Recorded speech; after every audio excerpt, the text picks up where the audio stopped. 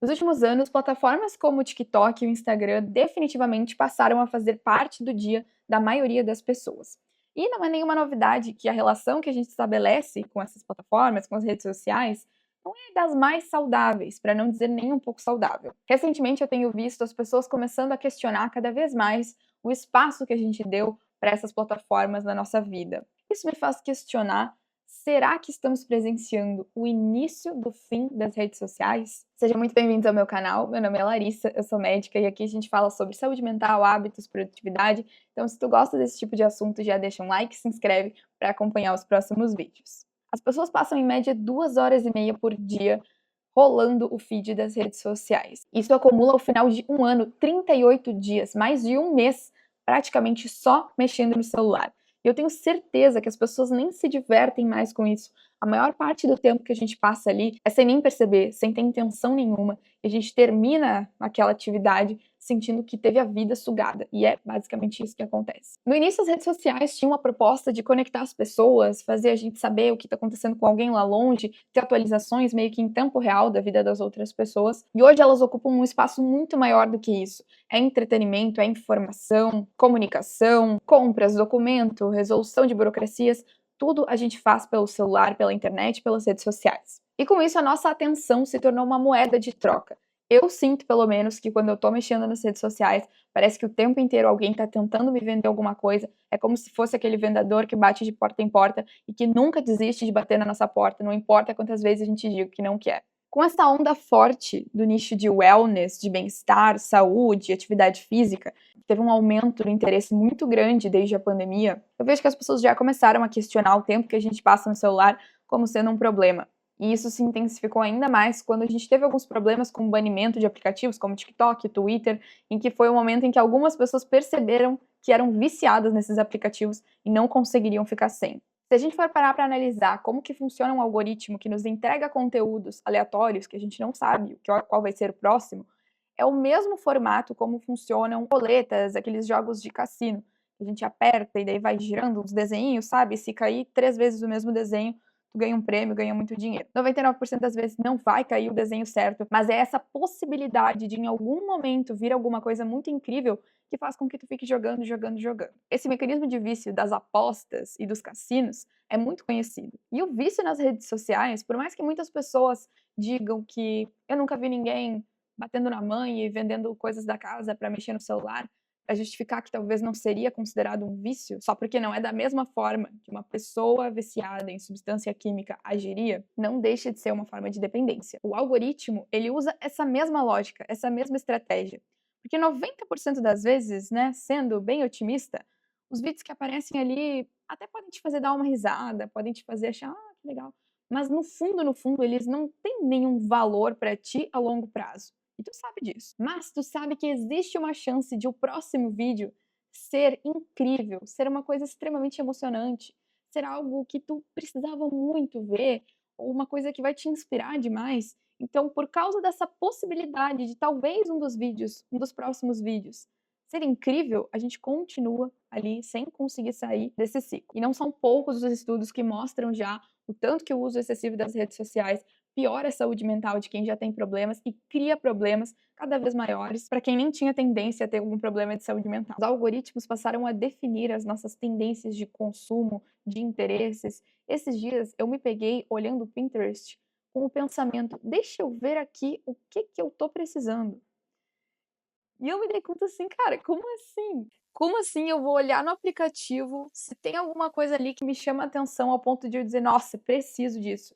Foi um super alerta pra mim, porque eu não preciso de nada daquilo. Se eu precisasse, eu já saberia que eu preciso antes de ver, né? Então foi um grande alerta pra mim ali do quanto eu estava sendo influenciada a comprar coisas que eu nem sabia que existiam. Eu já tinha chegado num ponto em que não só eu estava sendo influenciada passivamente por assistir, como eu estava ativamente buscando por isso. Tem um fenômeno que se chama Fear of Missing Out, que é o medo de perder alguma coisa, né? De perder alguma tendência, perder alguma informação, perder alguma piada. Inclusive, foi isso que me motivou a dar esse título pro vídeo, porque eu estava um dia no TikTok olhando e tinha um post que era memes que somente pessoas cronicamente online vão entender. Que eram algumas piadas, alguns memes que só pessoas que passavam o dia inteiro no TikTok a ponto de já ter visto praticamente todo o conteúdo que tem lá poderiam entender aquelas referências. Eu não entendi nenhuma, então eu já me senti um pouquinho mais tranquila, mas eu vi os comentários, muita gente interagindo, dando risada e se identificando nesse grupo de pessoas que estão cronicamente online. Isso me lembrou muito esse fear of missing out, porque essa ideia vem da aversão que a gente tem a se sentir excluído, se sentir de fora de alguma coisa. Então, é como se tivesse uma rodinha de pessoas reunidas presencialmente e todas elas estão falando de alguma piada, de algum momento que elas viveram juntas e tu não estava naquele momento, tu não foi naquele dia, tu não viu essa situação acontecer. Aí todo mundo tá rindo e tu tá ali olhando sem poder rir porque não entendeu. Nós somos seres sociais. A gente tem essa necessidade de se sentir conectado e de se sentir parte de um grupo. E tudo aquilo que acaba nos deixando um pouco de fora de qualquer um dos grupos, a gente não gosta, a gente se sente constrangido. E isso se traduz nessa necessidade de estar o tempo inteiro acompanhando todas as redes sociais, todas as notícias, todos os memes, a fim de ter sempre repertório para falar sobre aquilo com as outras pessoas. E isso não é uma novidade, a gente tinha isso na escola também. Eu lembro de me sentir às vezes, poxa, não entendi o que eles estão falando. A gente falta um dia na escola e daí é o dia que acontece uma coisa muito legal, alguém cai, a professora dá um período livre e a gente não estava lá, a gente se sente, meu Deus, muito mal. Então, o problema não é isso. A gente sempre foi assim. Só que agora, o padrão de quantidade de informação que a gente tem que atingir para se sentir incluído o tempo inteiro é simplesmente impossível. Impossível de alcançar. Isso que, se tu quiser entender todas as piadas, todos os memes, todas as referências,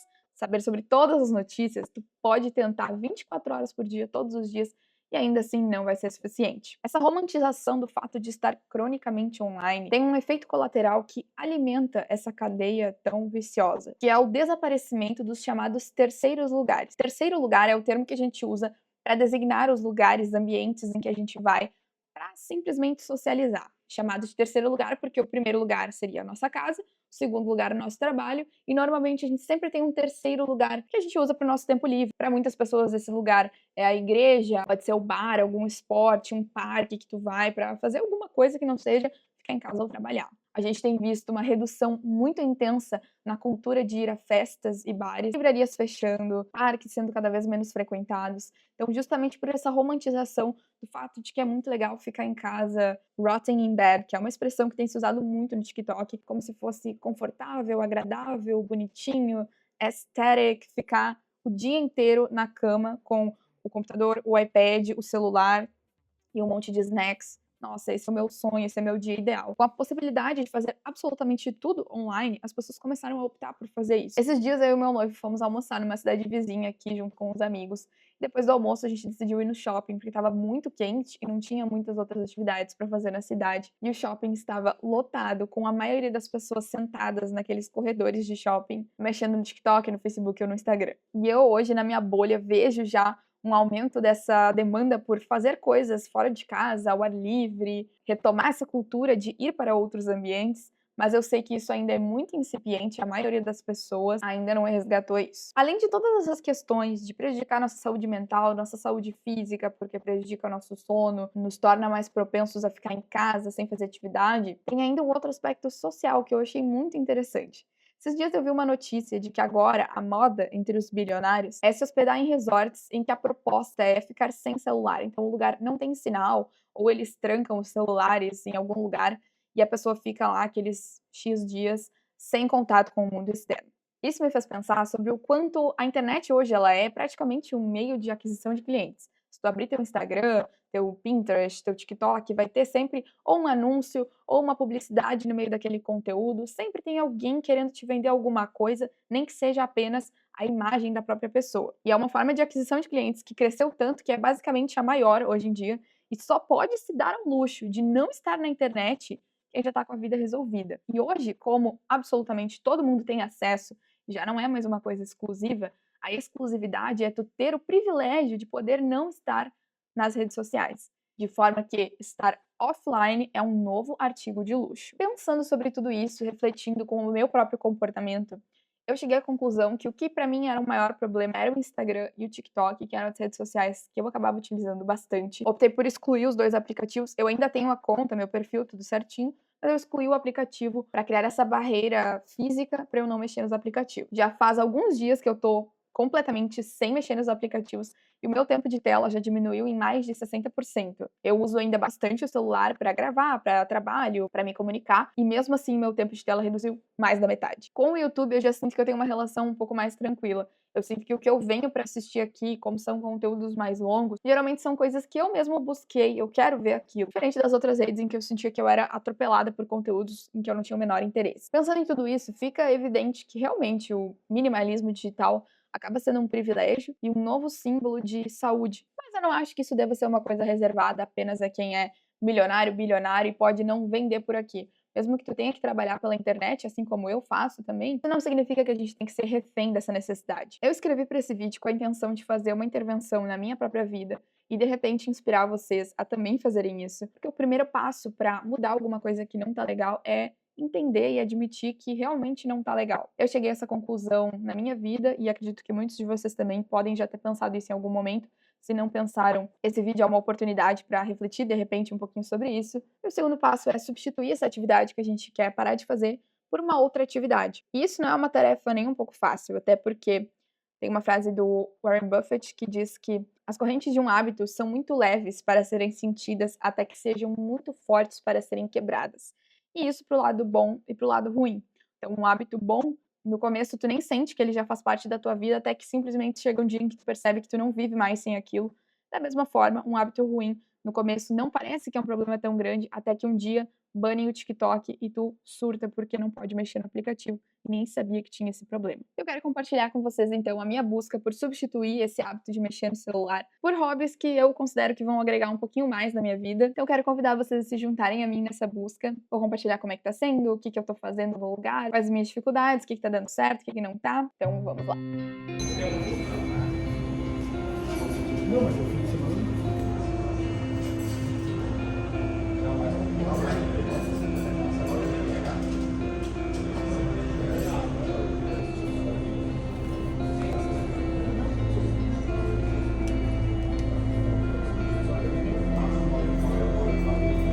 Faz aqui e ele vem pro outro lado, né? Tu passa pro outro lado com a ideia, pega aqui, espera, essa mão entra aqui, é bem isso.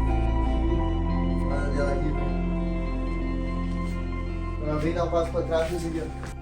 Hoje é domingo e eu tô assim de cara lavada porque eu vou me arrumar agora pra ir assistir meu namorado competir no jiu-jitsu. Estamos saindo para o campeonato.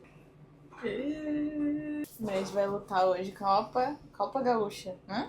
Indo em busca de um sonho, ser campeão gaúcho. Agora é dar o seu melhor, se dedicar pra Trazer o cordão pra casa. trazer o cordão aí, se Deus quiser. Nossa estrela vai brilhar e Deus vai abençoar. Nossa.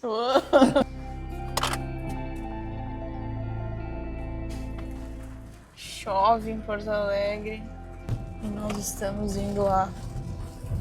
A gente tá aqui no ginásio. No minuto que a gente chegou, ele já foi chamado para aquecimento. Eu acho que ele vai lutar num desses 2 tatames aqui.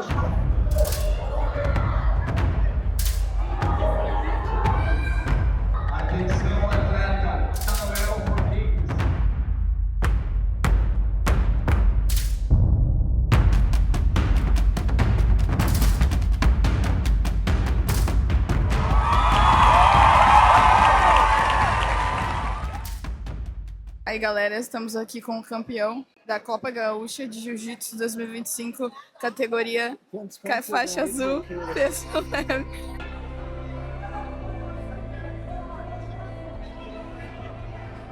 Eu tô agora aqui no meu lugar que eu trabalho, que é uma clínica de medicina do trabalho. E pra fazer uma atualização, eu excluí meu Instagram, eu tô olhando pro lado errado. Eu excluí meu Instagram do meu celular. Só que às vezes eu preciso ver por motivos de trabalho e algumas coisas específicas que eu quero ver. Que isso pra mim não é um problema. Tipo, quando eu vejo stories dos meus amigos, das pessoas que eu quero ver. Isso pra mim não é um problema. O problema principal pra mim é quando eu entro na aba dos Reels e eu fico lá muito tempo. Então eu não excluí completamente meu Instagram. Aí o que que eu faço? Eu abro ele somente no computador. Então é bem mais inacessível. Eu posso mexer de vez em quando, eu vejo só o que eu quero e já saio. Então é uma coisa que funcionou bem pra mim.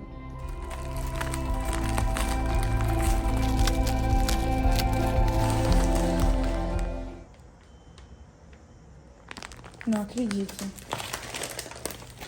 E eu comprei pela primeira vez na minha vida uma bolsa. Não é uma bolsa de luxo, ela não é muito cara, mas não é uma bolsa assim da Renner, que normalmente é o que eu tinha, né? Aí eu, feliz da vida, nossa, ansiosíssima pra chegar a bolsa. Fui lá no site, olhei, pesquisei horrores no YouTube qual era o melhor tamanho, considerando o meu tamanho, considerando as coisas que eu levo e tal. Cheguei à conclusão que era uma tote do tamanho M, que é essa aqui, que eu vou mostrar, que eu cliquei, que eu comprei no site. E aí, fiquei ansiosa esperando chegar. No dia que ia chegar, me aparece lá uma atualização. Foi tentado entregar e o endereço tá errado. Aí eu fui olhar o endereço, tava tudo certinho e tal. Entrei em contato com o negócio e falei, ó, o endereço não tá errado, tá tudo certo e tal. Dei mais uma referência. Aí eles falaram que ia entregar só na outra segunda-feira. Eu já fiquei, né, porque eu já tava ansiosa esperando a minha primeira bolsa da vida. Chegou a minha entrega, eu fui lá pegar. Aí tá, né? Como eu falei, eu pedi uma bolsa tote, daquela lá que cabe tudo. E nisso me chega esse pacote aqui, como vocês podem ver, do tamanho da minha mão a bolsa. Eu já olhei assim de relance e falei, não, peraí, alguma coisa tá errada, né? Tudo certo aqui? Primeiro eu fui voando no site pra ver se eu tinha comprado uma miniatura, né? Uma bolsa minúscula, porque eu queria comprar uma bolsa grande pra levar pro trabalho. Não, realmente eu tinha comprado certo, tava essa ali que eu mostrei, o print. Eu fiquei, ai meu Deus, eu tenho que mandar pra lá entrar em contato. É sempre uma função essas coisas, né? Eu tinha pensado em não abrir, porque como eu ia ter que mandar de volta, se eu abrisse podia dar problema, enfim. Mas daí eu resolvi abrir. E eu, enfim, né, emergente que sou, não conheço as bolsas e tal. E aí eu resolvi tirar ela. Ai, meu Deus. E realmente, tipo, ela desse tamanho. Aí eu olhando, achei estranho o fecho. Mas existe alguma coisa aqui. Então ela realmente ela abre, tá tudo certo, veio do tamanho certo. E, inclusive, ela é mais incrível ainda, porque eu nem sabia disso. Se tu quiser, tu pode usar ela como uma versão menorzinha, assim, ou grandona, que é o que eu pedi, né? Ai, gente, amei, viu? Aprovado. Tô indo ler numa cafeteria com minha bolsinha de mão, que me deu um susto. Eu sempre fui uma pessoa que gostou muito de ler, eu gosto muito, mas nos últimos tempos eu sinto que eu coloquei isso como uma tarefa obrigatória nos meus dias, porque é importante e tudo mais. E isso meio que tirou um pouco do prazer, daquela coisa do hobby, de eu vou sentar pra ler porque isso me diverte, porque eu gosto disso. E virou mais uma coisa ali no meu checklist. Então, eu tenho que sentar pra ler. E sempre que a gente faz isso, coloca essa carga de obrigação, acaba tirando muito do prazer, né? Então, essa é uma das minhas metas também pra me ajudar a ficar mais tempo fora do celular, é voltar a tornar esse hábito que eu gosto tanto, ser prazeroso de novo. Uma coisa que ajuda é, tipo, setar o clima, assim, sabe? Deixar uma musiquinha, colocar uma vela, sentar num lugar confortável e ler com. Eu acho que o estado de espírito é muito importante, né? Se eu vou ler um livro sabendo que aquilo ali é uma coisa que eu tenho que cumprir, tantas páginas, tantos minutos, meu estado de espírito é de estar como se fosse trabalhando. Enquanto que se eu estiver mentalmente alinhada com o propósito de simplesmente aproveitar aquela atividade, eu acho que é diferente, né? Então, isso que a gente vai fazer agora, eu vou me organizar aqui para ler um pouquinho. Se quiserem se juntar a mim, também coloquem aí uma musiquinha e vamos ler.